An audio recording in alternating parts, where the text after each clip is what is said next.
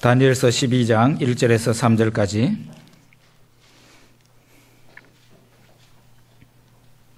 같이 읽어보겠습니다. 그때에 네 민족을 호위하는 큰 군주 미가엘이 일어날 것이요 또 환란이 있으리니 이는 개국 이래로 그때까지 없던 환란일 것이며 그때에 네 백성 중 책에 기록된 모든 자가 구원을 받을 것이라.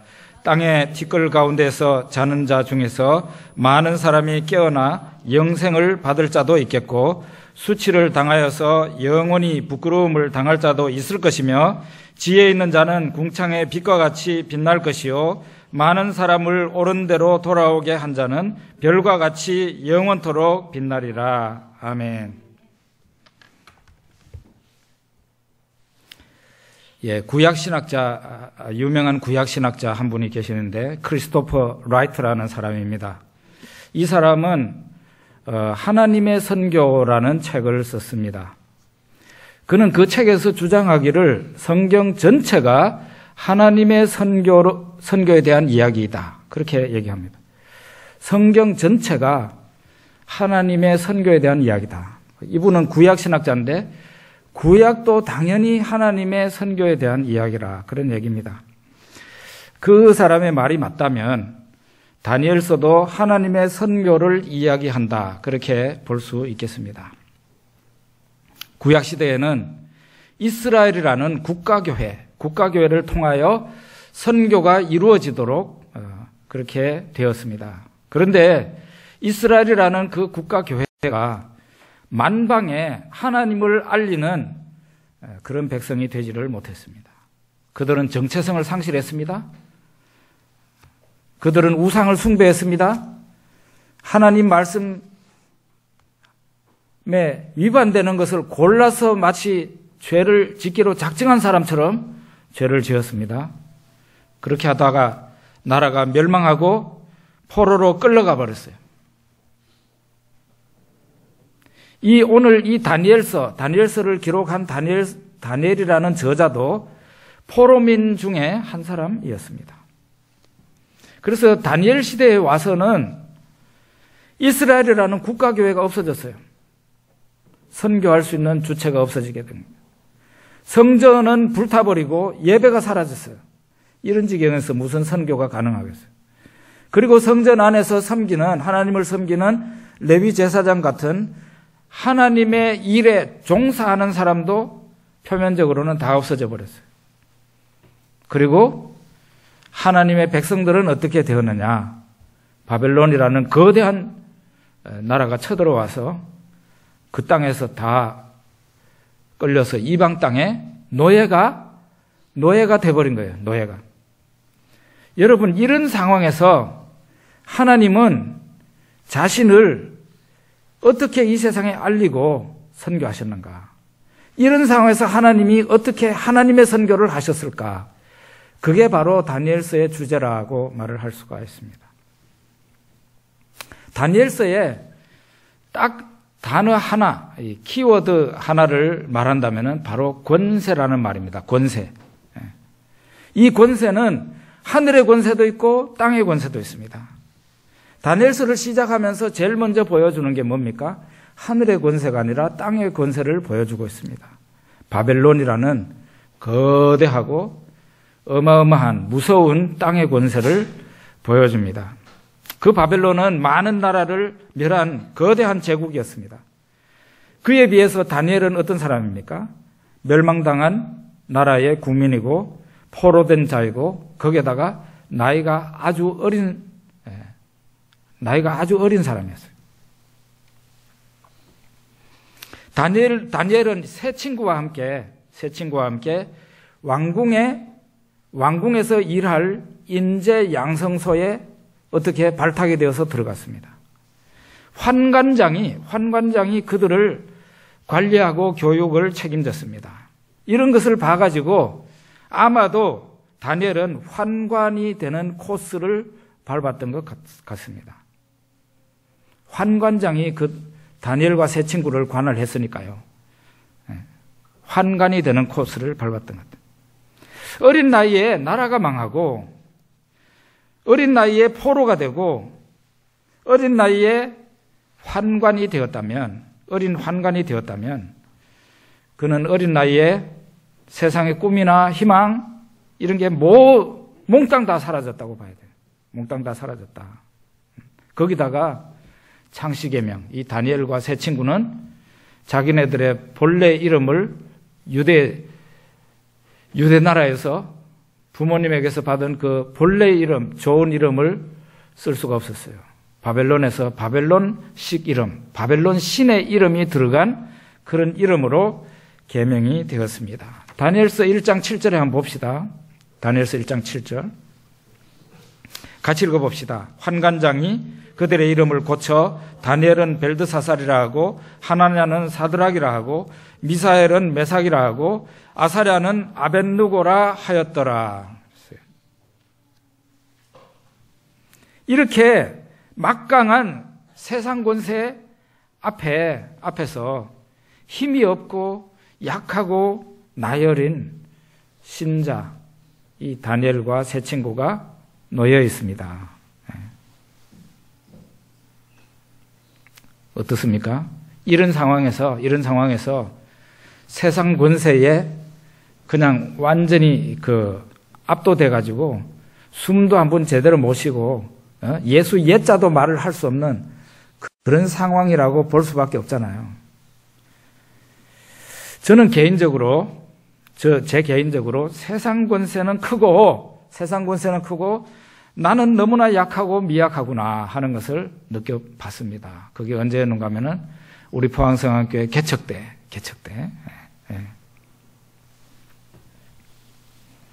몇 명의 신자를 데리고 상가를 얻는데 상가 주인들, 얻으려고 하는 그 상가 주인들은 하나같이 절에 다니거나 불신자였어요.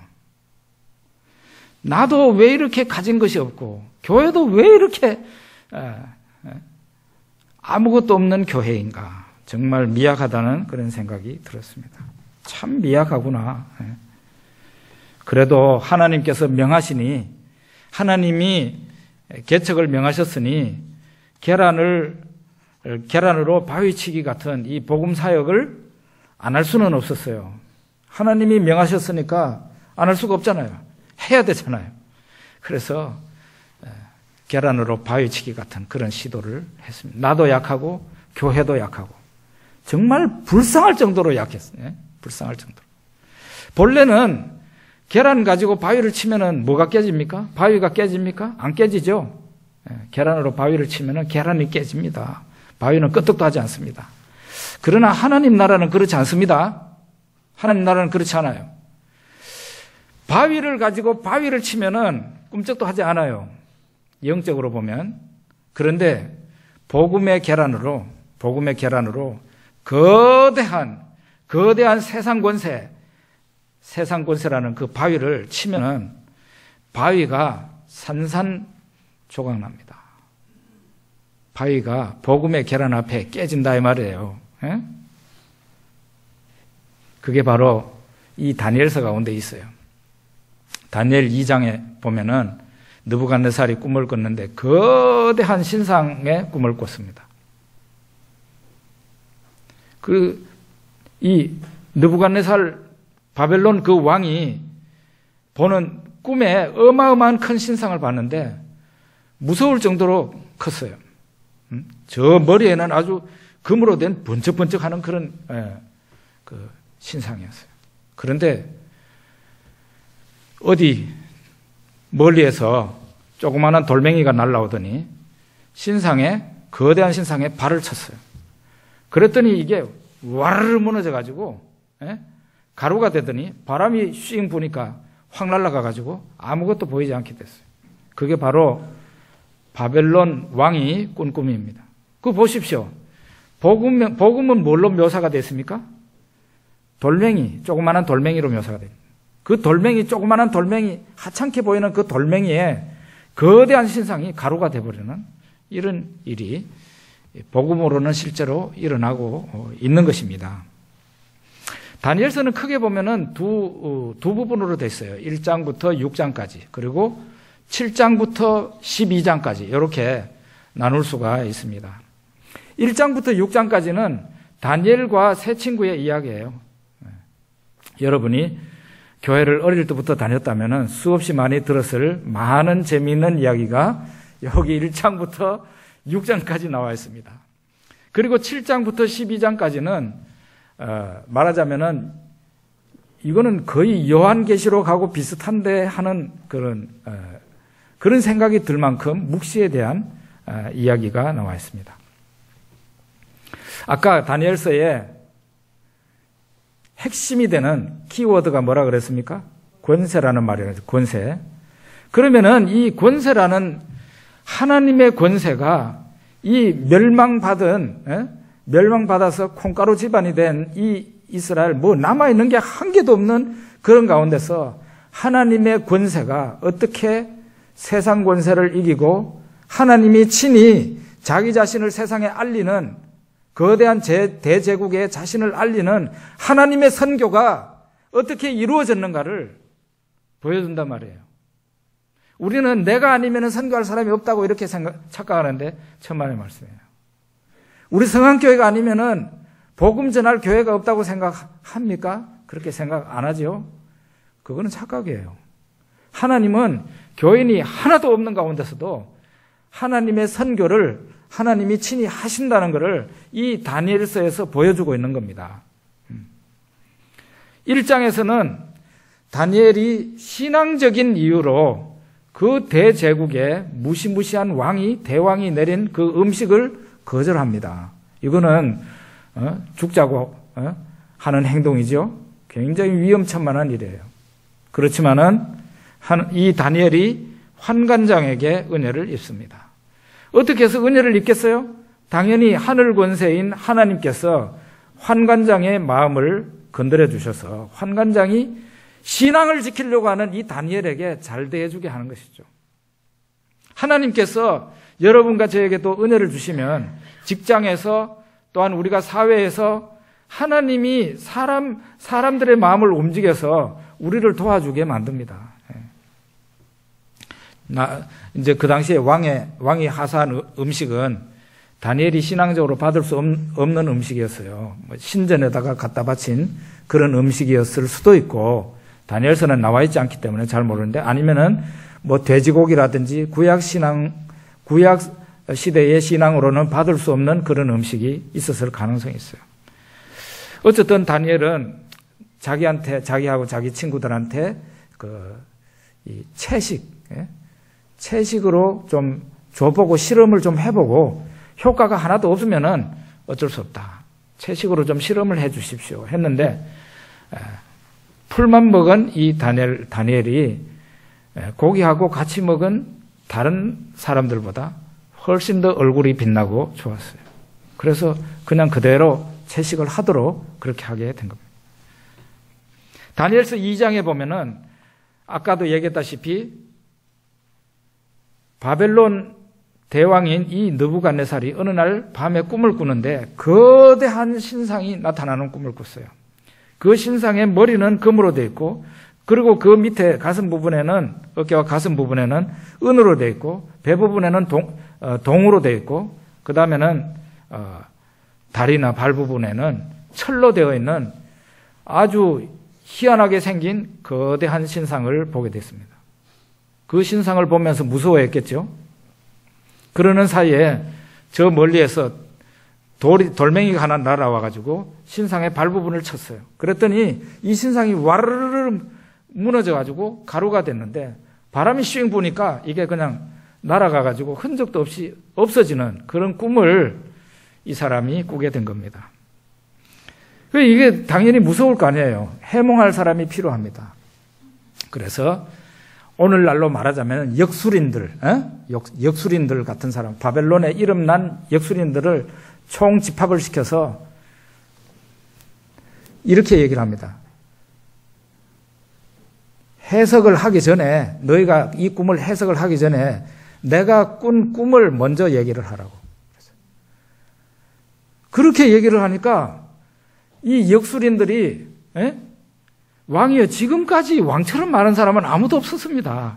꿈을 먼저 말을 해주면 그때 해몽이 있는 것이지, 꿈도 말을 해주지 않고 꿈을 먼저 말을 하고 해몽을 하라?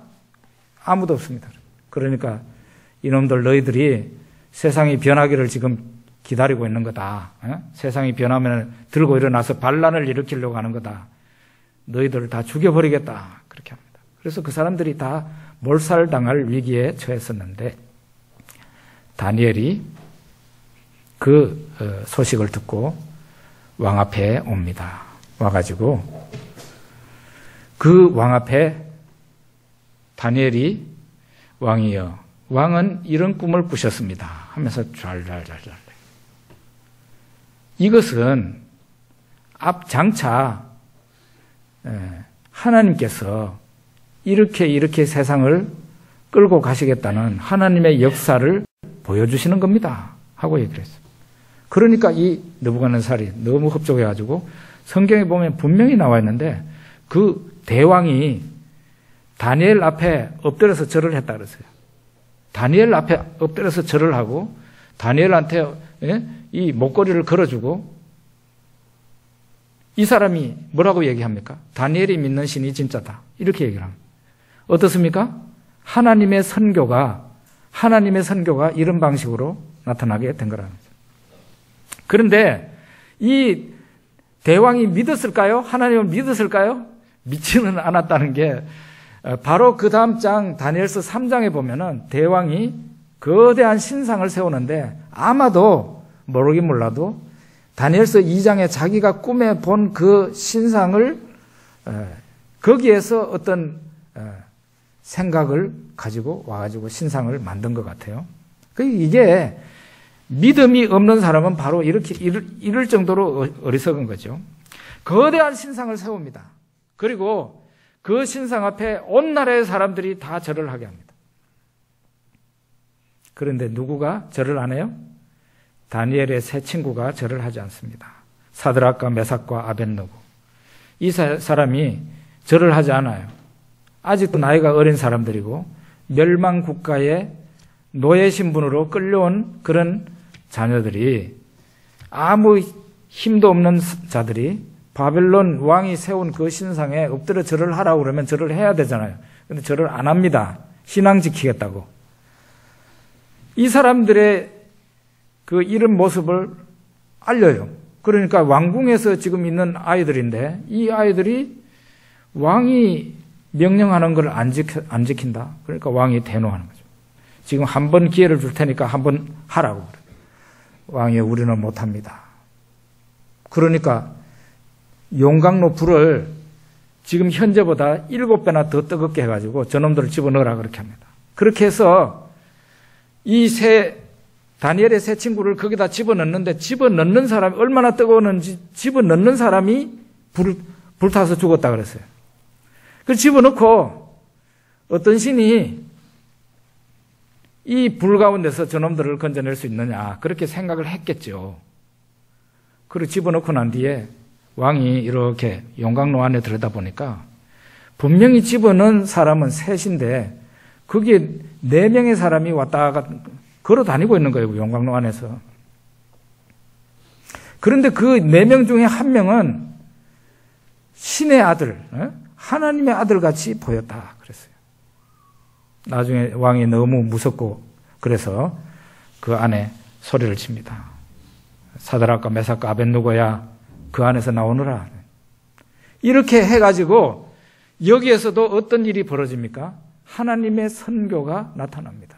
그러니까 이방 땅에 하나님을 전혀 모르는 사람들 사이에서 이 사드락과 메삭과 아벳느고가 믿는 그 하나님이 진짜다 하는 그것이 대제국에 나타나게 되는 겁니다.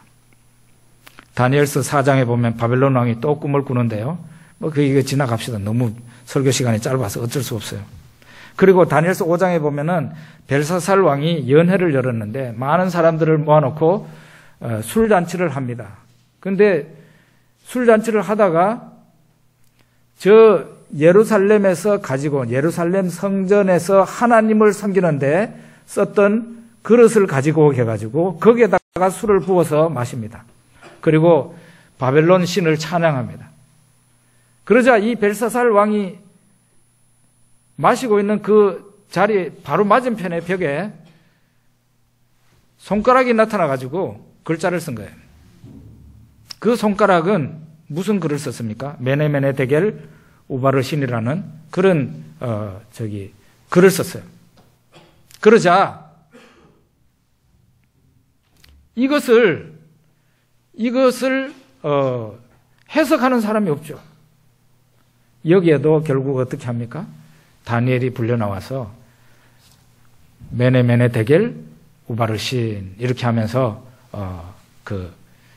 해석을 하는데, 왕이여, 왕은 하나님의 저울에 달려서 미달이 되었습니다. 그래서 하나님이 왕의 시대가 끝났다고 그렇게 말씀하십니다. 그랬더니 이 사람이 그날 살해를 당합니다. 살해를 당하고 다른 사람에게 이 나라가 넘어가 버리고 말아요. 바로 이와 같은 방식으로 나라 잃은 백성, 거기에다가 노예죠. 하나님 믿는 사람도, 하나님 제사장도 없죠. 선지자도 없죠. 이런 상황에서 그 어떤 백성이 나는 하나님을 믿습니다 하고 말을 할 수 있는 그런 처지가 아닌데, 약하고 약해 빠진 그런 하나님의 백성들인데 하나님께서 친히 일어나셔서 하나님 자신을 알리는 이런 일을 하셨다, 그런 얘기입니다. 이게 무엇을 의미합니까? 택한 백성은 망하고 나라도 없어졌지만, 교회가 뭉개졌지만, 하나님은 친히 자신을 이방 땅에 알리는 하나님의 선교를 하셨다는 거예요. 그리고 인간 권세라는 게 대단해 보이지만, 인간 권세는 하나님이, 저 하늘에 있는 하나님이 그 어떤 사람을 세우면은 그 사람이 왕이 되는 것이고, 그 사람을 내려치시면은 그 사람은 왕위를 잃어버리는 게 인간 권세다, 별거 아니다, 그것을 보여주고 있는 겁니다. 그리고 이제 7장부터 12장까지의 내용은 구약의 계시록이라 할 만큼 아주 신비스러운 내용이 있습니다. 7장에는 네 짐승의 환상을 이 다니엘이 봅니다. 그리고 8장에는 두 뿔 가진 순양과 그 순양을 공격하는 커다란 뿔을 가진 순념소의 환상을 봅니다. 그리고 다니엘서 9장에는 70일의 예언이 있고요. 10장부터 12장까지도 또 앞날에 대한 예언, 그런 것이 나와 있습니다. 대표적으로 우리가 다니엘서 7장을 한번 봅시다. 다니엘서 7장에 보면 다니엘이 보니까, 환상 중에 보니까 하늘에서 네 바람이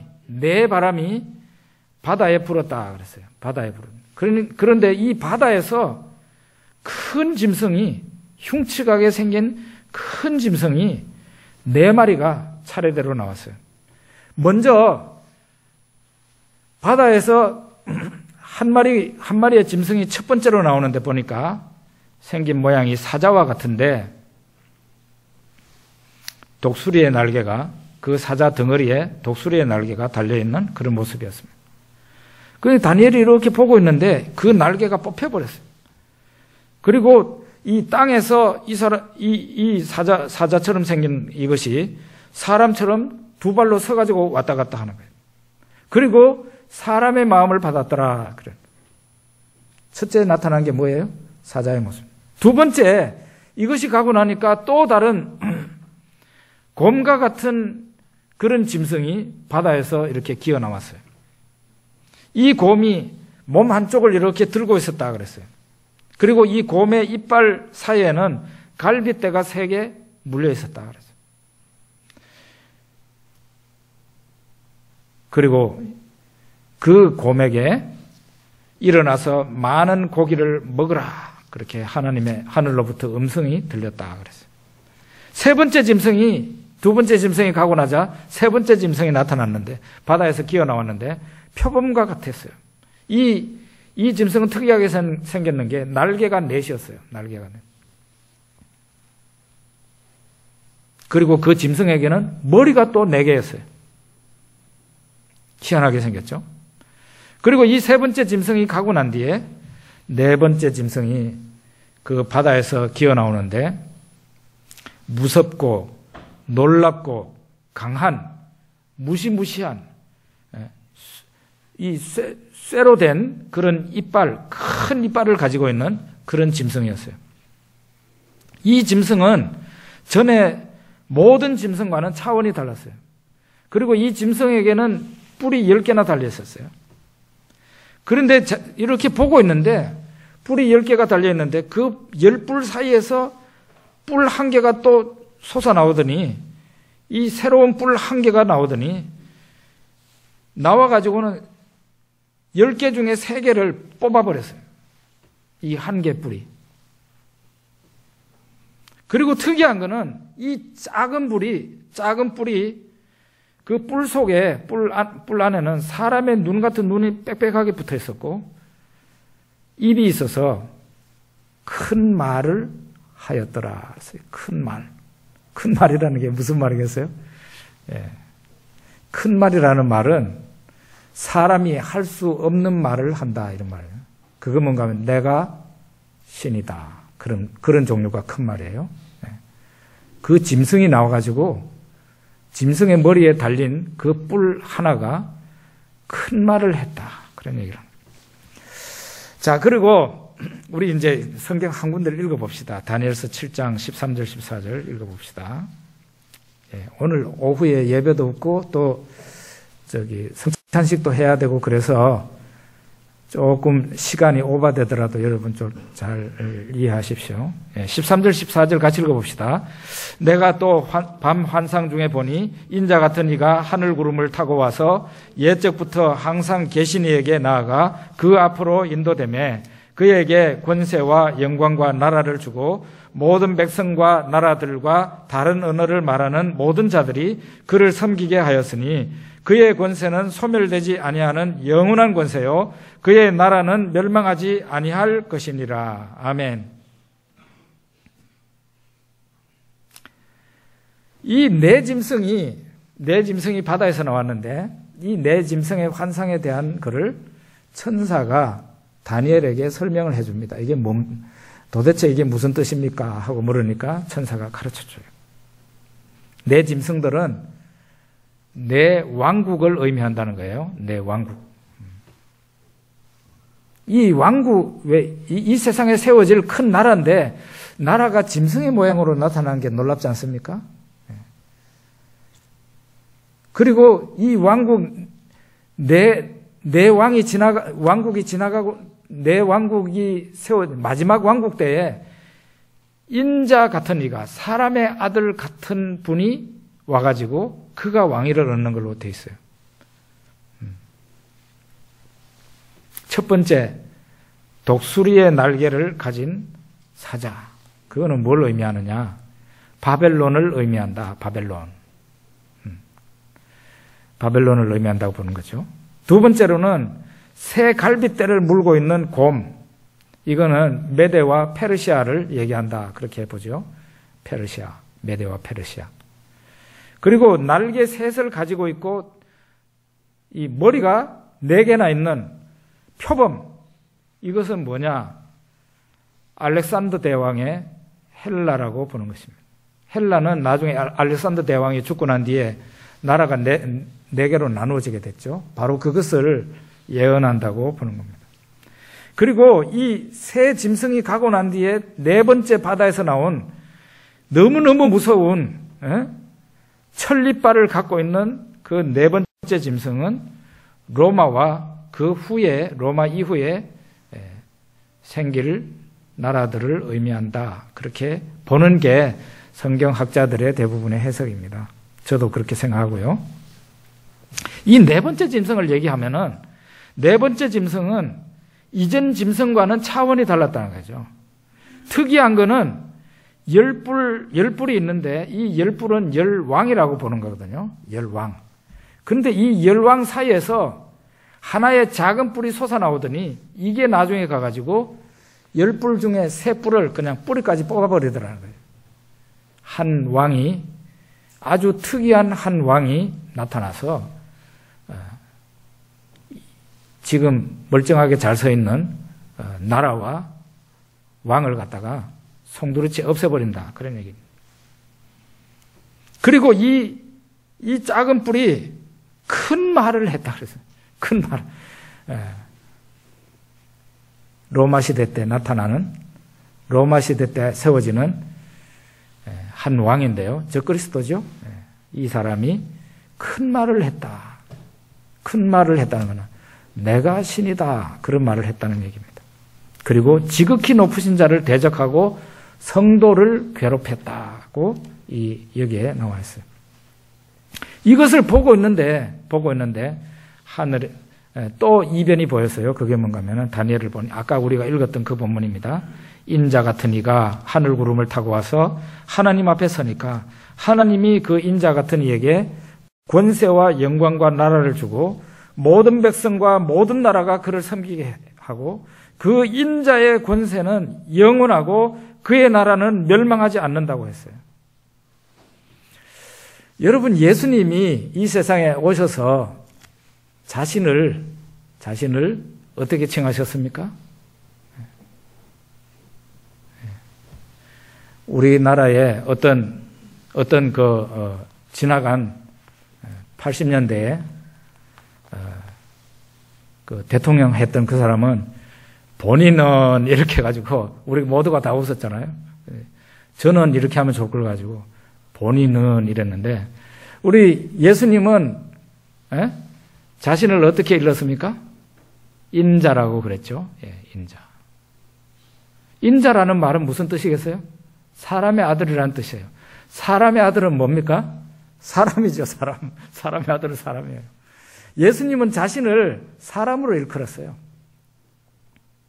놀라운 것은 이 인자 같은 이가 하늘 권세를 받고 나라를 세워서 그 나라가 영원하고 영원하다. 예수님이 이 세상에 드디어 오셔서 하나님의 아들이신 예수님이 오셔서 자신을 인자로 칭하시고 예수님의 나라는 2000년 전부터 시작해서 지금까지도 계속되고 있죠. 바로 이게 다니엘서가 이렇게 예수 그리스도를 나타내고 있습니다.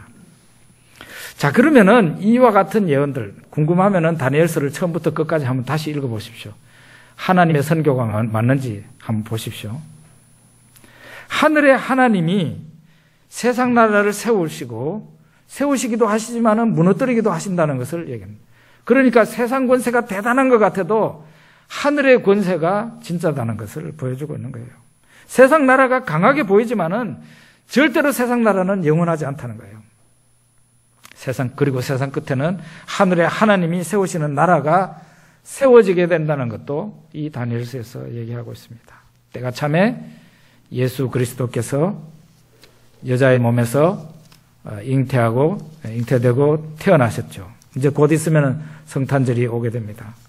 인자 대신 예수님이 세상에 오셨고 그가 십자가에 달려서 우리의 모든 죄를 속하시고 이제 부활하셔서 영원한 왕으로서 지금도 하늘 보좌 우편에서 이 세상을 다스리고 교회를 다스리고 계시죠. 이 다니엘을 한번 생각해 봅시다. 막강한 세상 권세인 바벨론 세력 속에서 다니엘은 승리한 사람입니다. 승리한 사람이에요. 그 다니엘과 세 친구 굉장히 약한 그런 인간입니다. 한 개도 가진 게 없어요. 신앙만 가지고 있었던 사람이에요. 그죠? 믿음만 가지고 있었지 이 사람들이 뭘 가지고 있었습니까? 부모 형제도 없고 심지어는 나중에 남자 구실도 못하는 그런 사람이에요. 아무짝에도 쓸데없는 사람이에요. 그런데 이 사람들이 가지고 있었던 유일한 그 신앙으로 하늘의 권세와 연결이 되었고 그들이 믿고 있는 그 하늘의 권세가 세상 권세를 납작 엎드리게 하는, 그러니까 바벨론의 진짜 대단한 그 대왕이 다니엘 앞에 엎드려가지고 절을 하는 이런 기이한 일이 일어나게 된 것입니다. 여러분은 여러분 자신을 어떻게 봅니까? 많이 가지고 있습니까? 그건 아무 소용없어요. 아무것도 가진 것이 없습니까? 그렇다면 기대를 할 만하죠. 여러분의 믿음을 기대할 수 있습니다. 여러분에게 한 개도 아무것도 가진 것도 없이 오직 신앙만 있다고 할지라도 다니엘 보십시오. 다니엘. 이 사람이 오직 신앙 하나만 있었잖아요. 그 하나의 신앙을 가지고 세상에서 왕국은 바뀌어지고 세상 권세는 바뀌어져도 하늘의 권세를 입고 있는 이 사람은 권세가 바뀌지 않고 이 세상에서 하나님의 선교의 대행자, 하나님이 하나님의 선교를 하실 때 쓰신 그런 사람이 되었다. 그런 얘기입니다. 오늘날 우리들에게 무엇이 가장 중요하겠습니까? 하나님은 아무것도 없는 가운데서도 하나님 스스로 선교를 하신다는 거예요. 자기 자신을 알려요. 그때 그 하나님의 선교에 하나님께서 쓰실 수 있는 사람은 아무것도 가진 것이 없어도 오직 신앙은 제대로 있는 사람이랍니다. 그 사람을 하나님께서 쓰신다. 그래서 여러분이나 저가 우리 성안교회가 다니엘과 세 친구처럼 하나님 앞에 하나님의 선교에 쓰임받을 수 있는 그런 사람이 되길 바랍니다. 기도하겠습니다.